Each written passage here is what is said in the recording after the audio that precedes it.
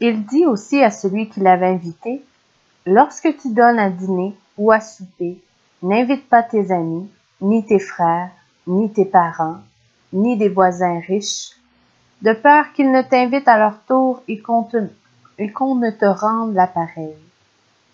Mais lorsque tu donnes un festin, invite des pauvres, des estropiés, des boiteux et des aveugles. Et tu seras heureux de ce qu'ils ne peuvent pas te rendre l'appareil, car elle te sera rendue à la résurrection des justes. » Un de ceux qui étaient à table, après avoir entendu ces paroles, dit à Jésus, « Heureux celui qui prendra son repas dans le royaume de Dieu. » Et Jésus lui répondit, « Un homme donna un grand repas, et il invita beaucoup de gens. À l'heure du repas, il envoya son serviteur dire aux conviés, « Venez, car tout est déjà prêt. » Mais tous unanimement se mirent à s'excuser. Le premier lui dit, « J'ai acheté un champ et je suis obligé d'aller le voir. Excusez-moi, je te prie. » Un autre dit, « J'ai acheté 5 paires de bœufs et je vais les essayer. Excusez-moi, je te prie. » Un autre dit, « Je viens de me marier et c'est pourquoi je ne puis y aller. » Le serviteur de retour rapporta ces choses à son maître. Alors le maître de la maison, irrité, dit à son serviteur, « Va promptement dans les places et dans les rues de la ville, et amène ici les pauvres, les estropiés, les aveugles et les boiteux. » Le serviteur dit, « Maître, ce que tu as ordonné a été fait, et il y a encore de la place. » Et le maître dit au serviteur, « Va dans les chemins et le long des haies, et ce que tu trouveras, contrains-les d'entrer, afin que ma maison soit remplie. Car je vous le dis, aucun de ces hommes qui avaient été invités ne goûtera de mon repas. » Luc 14, versets 12 à 24. Chapitre 19. Viens et mange. Manger ensemble revêt encore une signification particulière de nos jours. Il suffit de partager un repas avec un voisin pour noter une amélioration dans nos rapports, qui devient plus amicaux, plus familiaux. Je me souviens d'une dame de notre église qui souffrait cruellement de dépression. Soudain, quelque chose en elle changea. Elle apparut plus détendue, son visage sembla reprendre vie. Pour quelle raison? Une famille m'invite régulièrement à partager son repas dominical. Elle avait reçu beaucoup d'aide et d'encouragement de la part d'autrui, mais le royaume de Dieu a eu recours, de façon typique, à quelque chose d'aussi banal qu'un repas hebdomadaire pour la bénir. À notre époque de restauration rapide, force nous est de constater qu'on peut difficilement trouver une activité plus agréable qu'un repas pris dans une ambiance détendue et agrémentée d'une bonne conversation. Si un repas pris en commun signifie encore quelque chose de nos jours, la chose était sûrement bien plus importante dans les sociétés agraires de l'époque biblique. En ces temps-là, tout le monde suivait le rythme des semaines et des récoltes. La sécheresse et les collectes, peu abondantes, qui en résultaient généraient de l'anxiété. En revanche, on célébrait une bonne récolte.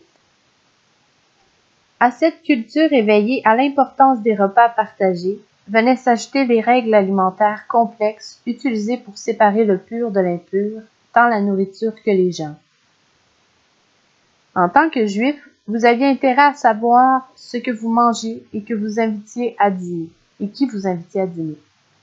À l'époque du Nouveau Testament, les repas étaient bien plus symboliques que ne le sont les nôtres et ils signifiaient, comme ils le font toujours, « Soyez le bienvenu, nous vous accueillons comme l'un des nôtres. » Manger avec Dieu. Quand on demande aux gens quel personnage historique il aimerait inviter à dîner, Jésus vient généralement en tête de liste. Il est d'ailleurs probable qu'il aurait été la seule célébrité à accepter leur invitation. Nombre d'histoires parlent de personnes ayant mangé et bu en présence du Seigneur. Abraham partagea du pain et du vin avec Melchisédek. Ce dernier reste une figure énigmatique, mais nous savons tous au moins qu'il représentait Christ. Genèse 14, verset 18. Après le lamentable échec du veau d'or, Dieu invita Moïse, Aaron, Nadab, Abihu et 70 anciens d'Israël à manger et à boire avec lui sur le mont Sinaï. Exode 24, versets 9 à 11. En outre, l'Éternel dressait une table devant le peuple d'Israël chaque matin quand il leur donnait la manne dans le désert. Néanmoins, aucun de ces événements n'est comparable au petit déjeuner que Jésus prit en compagnie de quelques disciples sur la rive du lac calme. Jean 21. L'histoire est un épilogue. L'apôtre Jean pensait peut-être avoir terminé la rédaction de son évangile lorsqu'il forma la décision d'y adjoindre ce récit. Comme c'est le cas de la plupart des épilogues, celui-ci est choisi avec soin. Jean a sélectionné quelques événements du passé et les a mis à jour avant de boucler la boucle. Antérieurement à ce petit déjeuner, Jésus avait été ressuscité d'entre les morts. Il était apparu aux disciples à 2 reprises au moins. Dans ce récit, Pierre ainsi que d'autres disciples ont passé la nuit à pêcher. Jésus est en train de leur préparer un petit déjeuner. Il est difficile de comprendre pourquoi les disciples sont retournés pêcher alors que tout l'univers venait de recevoir un nouveau roi. Mais quoi qu'il en soit, Jésus ne leur adresse aucun reproche. Si l'on arrivait sur la plage à ce stade, la scène qui s'y déroule nous semblerait ordinaire, à l'exception d'une conversation étrange où Jésus se répète 3 fois. Néanmoins, si l'on était un initié, on se rendait rapidement compte que Jésus rappelle aux disciples 3 événements distincts qu'il va même reconstituer pour eux. Son intention est de charger de sens ces événements passés et de les parfaire. Attraper du poisson. Le premier événement que Jésus reconstitue sur la plage est une excursion de pêche qui s'est déroulée précédemment. Elle a eu lieu sur le même lac, au même endroit peut-être, tout au début du ministère public de Jésus. Alors qu'il enseignait une grande foule sur le rivage, il avait remarqué que la barque de Simon était vide. Luc 5, versets 4 à 11. Sur son ordre, Simon avait repris la mer avec Jésus à bord. Il avait jeté son filet au même endroit une fois de plus, et le filet s'était rempli au maximum. Qu'est-ce que Jésus avait en tête? Désormais tu seras pêcheur d'hommes. Luc 5, verset 10. Cette partie de pêche avait été la dernière pour Pierre et les autres jusqu'à maintenant. À présent, Jésus lui apparaissait sur la plage après être ressuscité pour lui transmettre le même message de la même manière. Pierre était retourné pêcher en partie parce qu'il n'avait rien d'autre à faire. Le Saint-Esprit n'avait pas encore été envoyé. Plus que tout, Pierre pensait cependant avoir été déclaré persona non grata. Un intrus couvert de honte en raison de son triple reniement de Christ. Il croyait que le Seigneur ne lui accordait certainement pas une 4e chance. Le lien avec l'appel initial de Pierre à devenir un disciple ne saurait être plus clair.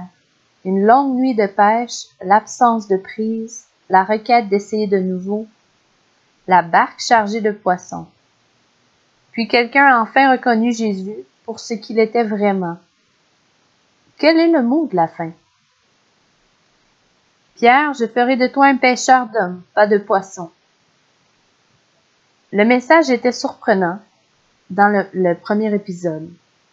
De pauvres pêcheurs sans éducation allaient devenir des disciples du Messie. Dans le cas présent, la chose semblait encore plus étonnante. Un pauvre pêcheur sans éducation, coupable d'avoir renié son maître à 3 reprises, est mandaté par le roi victorieux. Quand on saisit mieux la nature de ce roi et de son royaume, Tout est parfaitement logique. Le roi préfère des ambassadeurs faibles et nécessiteux.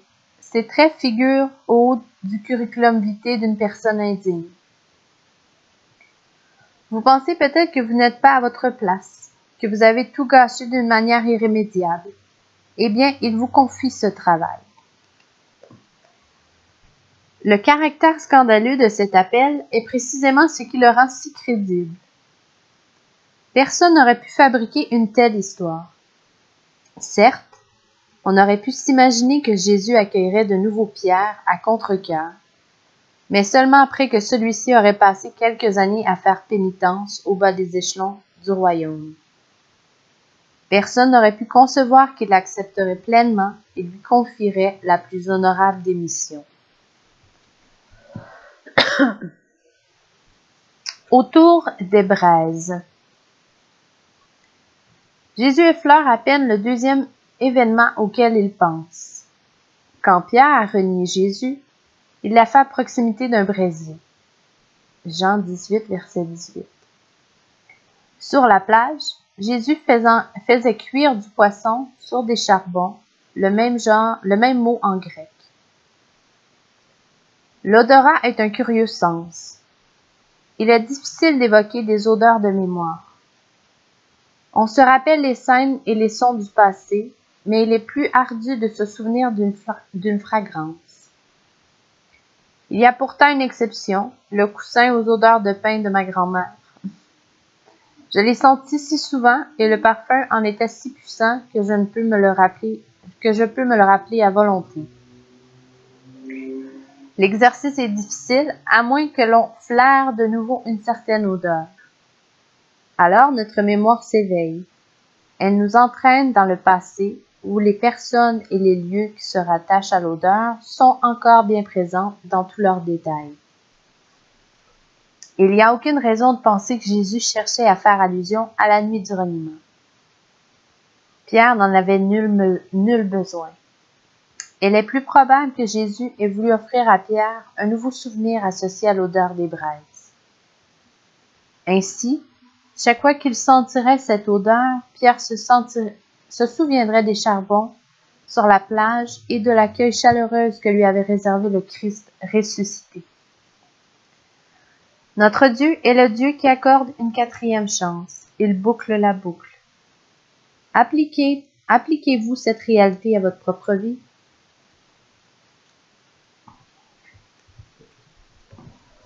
Manger du poisson. Le troisième événement que sous-entend Jésus est la multiplication des pains. Il avait alors distribué du pain et du poisson. C'est aussi le cas dans cet épisode. Jésus utilise un mot en particulier pour désigner le poisson dans ce contexte. Il se sert d'ailleurs du même mot quand il multiplie les pains. Le terme n'apparaît nulle part ailleurs dans le Nouveau Testament. De plus, le fait que les poissons soient accompagnés de pain sur cette plage même permet d'établir avec certitude un lien avec l'événement passé. La multiplication des pains est sans doute le miracle le plus important de Christ. Chaque évangéliste le cite comme étant un tournant dans le ministère de Jésus. Ce dernier était populaire avant ce miracle, mais beaucoup l'abandonnèrent par la suite. Pour mettre davantage en lumière ce miracle, Jésus a choisi de l'accomplir aux alentours de la Pâque. Jean 6, verset 4. Seuls 3 événements dans l'Évangile selon Jean sont associés à la Pâque. Jésus expulsant les changeurs du temple, celui-ci est la crucifixion. Tout ce que l'on rapproche de la Pâque est automatiquement un événement important. Le miracle communiquait un message clair. Comme les Israélites dans le désert, vous avez mangé du pain du ciel. À présent, confiez-vous en moi, le pain de vie. En fait, la raison pour laquelle beaucoup de gens l'abandonnèrent, c'est que Jésus leur avait dit de se nourrir de sa chair et de boire son sang. C'était sans doute une parole dure. Les disciples eux-mêmes ne savaient qu'en penser. Ils murmurèrent entre eux à propos de cette parole presque choquante. Or, Jésus ne permettrait aux gens de se contenter d'un repas peu coûteux. Le temps était venu de leur révéler les vérités profondes du royaume. La phrase rappelle les paroles du roi David, qui a dit, après que 3 hommes courageux ont risqué leur vie pour aller lui chercher de l'eau, « Boirai-je le sang de ces hommes qui sont allés au péril de leur vie? Car c'est au péril de leur vie qu'ils l'ont apporté. » 1 Chroniques 11, verset 19. David ne voulait pas profiter du sacrifice de ces hommes. Jésus, en revanche, nous invite à profiter de son sacrifice. Si vous rejetez son sang, vous déclarez n'avoir nul besoin de ce qu'il vous offre. Si vous buvez son sang, vous affirmez que sa mort apporte la vie. La multiplication des pains n'était qu'une illustration. Jésus disait en bref, « Si vous voulez me suivre, soyez prêts à vous identifier à moi dans la mort. » Ce n'était pas le message que la plupart des gens avaient envie d'entendre. En ce début de matinée, sur un rivage probablement paisible, Jésus, entouré de quelques hommes et non d'une foule, lance une invitation à partager un repas.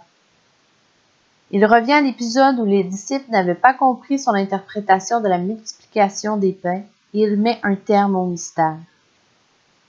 Dans ce qui sera la première sainte scène, consécutivement à sa résurrection, le Christ ressuscité invitera les disciples à s'identifier à lui dans son humiliation et son exaltation. Il leur offrira un petit déjeuner très coûteux, mais demandera aux disciples de s'y présenter les mains vides. C'est ainsi que certaines personnes décrivent la honte. Ceux qui n'ont rien sont toujours à sec. Nous pouvons greffer ce mot à la liste dépouillé, souillé, paria, indigne, pour cerner l'envergure de notre expérience de la honte. Même si nous ajoutions tous ces attributs à la honte, ce simple petit déjeuner en serait la solution. Ceux qui sont dépourvus de tout sont désormais repus. Ils possèdent tout ce dont ils auront jamais besoin. Triple répétition. Après le petit déjeuner, Jésus prend Pierre à part, probablement pour aller faire une promenade sur le rivage. Pierre a revu Jésus au moins une fois depuis sa résurrection, mais nous ne lisons nulle part qu'ils aient eu une conversation privée ensemble. On peut s'imaginer le malaise de Pierre.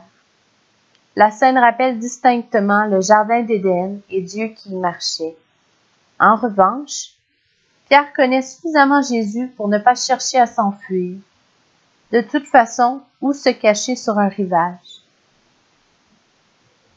Simon, fils de Jonas, m'aimes-tu plus que tu ne m'aimes Simon, fils de Jonas, m'aimes-tu plus que ne m'aiment ceux-ci? Oui, Seigneur, tu sais que je t'aime. Paix, mes amis. Jusqu'à présent, la conversation va à bon train, compte tenu de la possibilité qu'elle dérape, mais Pierre est là à comprendre. Jésus pose alors la même question, puis il la pose à nouveau. Qui peut dire à quel moment Pierre devine enfin ce que Jésus est en train de reconstituer? La répétition, cependant, ne laisse aucun doute. Disons que ma mère m'emmène, moi, son fils adolescent, en voiture pour faire une course. Disons qu'elle passe à proximité d'une rue où je lui ai dit quelque chose d'horrible. Alors que nous nous approchons du lieu associé à mon infamie, je commence vaguement à éprouver de nouveau la honte que j'ai ressentie après cet incident. Or, juste avant que j'en ai pleinement conscience, ma mère me lance à l'épreuve. M'aimes-tu? Oui, maman, je t'aime. Fiston, moi aussi, je t'aime. Elle m'accorde une deuxième chance en m'affirmant sans contredit que les mots cruels du passé sont pardonnés. Tout va bien désormais. Nous ignorons si Pierre a vraiment compris que l'appel de Christ, répété à 3 reprises, constituait la réponse à ces 3 reniements. Néanmoins, Pierre a dû réagir à la répétition de Jésus. À cette époque, tout ce qui était associé au chiffre 3 évoquait une réponse viscérale. Cependant, les craintes de Pierre ont déjà été apaisées par l'invitation à venir déjeuner. Jésus est toujours le premier à dire « Je t'aime ». 1 Jean 4, verset 19. Nous ne faisons que répondre à son initiative. Sur la plage, sa proposition avait été « Venez manger, le petit déjeuner est prêt ». C'était une invitation au partage. C'était de la part de Christ une déclaration de shalom, de paix dans sa relation avec Pierre. Tout allait bien. M'aimes-tu? Revient à dire « Crois-tu en moi? » mais de manière plus personnelle. Le thème de l'amour a dès lors dominé la pensée de l'apôtre Jean, aussi présent sur la plage ce jour-là. M'aimes-tu? La question parfaite. On ne peut se contenter d'une réponse évasive, intellectuelle. Elle s'apparente plus à une demande en mariage qu'un simple jeu questionnaire. M'aimes-tu? La 3e fois que Jésus pose la question, il vous l'adresse à vous aussi. Il n'existe absolument pas de honte assez puissante pour vous empêcher de prendre le petit déjeuner avec Jésus. Dans la mesure où Pierre n'en fut pas exclu, vous ne l'êtes pas non plus. Néanmoins, vous devez répondre à sa question. Jésus vous a déjà dit qu'il vous aimait. Peut-être ne lui avez-vous jamais répondu auparavant, du moins à voix haute. Pensez-y. L'aimez-vous? Ne laissez pas tomber la question avant d'avoir répondu « Oui, Seigneur, je t'aime ». Pouvez-vous dire pour quelle raison vous l'aimez? Oui, cela se rapproche d'une cérémonie de mariage. En disant « Je le veux » ou « Je t'aime », on prend part à l'honneur et à la sainteté de Christ. Paître les agneaux. Depuis la mort de son maître, Pierre n'avait que vivoté. Une personne rejetée n'a pas de but. Il est allé pêcher quand il aurait dû répandre avec exubérance la bonne nouvelle. À présent, le voici qui est invité à déjeuner. Que désirer de plus? Il est invité par la personne qui l'a disgracié. Il est invité à l'aimer, car Jésus l'a aimé le premier. Ce geste va au-delà du pardon. Il s'agit de l'honneur. Jésus demande à Pierre de lui être fidèle. Puis Jésus, le bon berger, confère à Pierre l'honneur d'être un berger sous son autorité. Il lui confie une mission de la plus haute importance. De la honte à l'acceptation, de l'acceptation à la mise en service. C'est la voie du royaume. Venez manger. Nous sommes dans l'Évangile selon Jean, et Jean aime bien nous intégrer à l'histoire. Lorsque vous partagez un repas avec une personne, votre relation avec elle est transformée, surtout si celle-ci l'a préparée. Jésus vous dit « Viens manger ». Éprouvez-vous des réticences? Le cas échéant, votre honte n'est plus à la source du problème. Jésus constitue la solution à votre honte et vous le savez. Le problème, c'est que vous n'aimez pas Dieu, ce qui ne l'empêche pas de vous inviter. Venez manger. À discuter. Première question. Être invité à déjeuner avec le roi, qu'est-ce que cela signifie? N'oubliez pas que ce roi sait tout. Rien à votre sujet ne lui est caché. Question 2. Comment réagissez-vous à l'invitation « Viens manger » ? Question 3. Comment réagissez-vous à la question M'aimes-tu?